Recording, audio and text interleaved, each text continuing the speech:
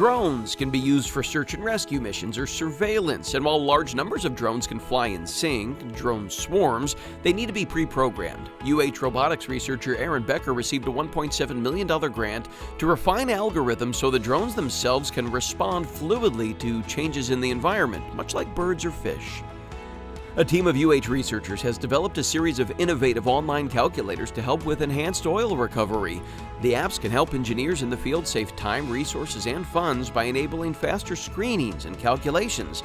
They're available for industry professionals free of charge.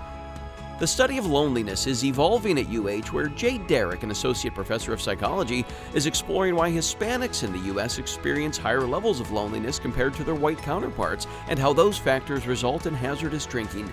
The work is supported by a $2.9 million grant.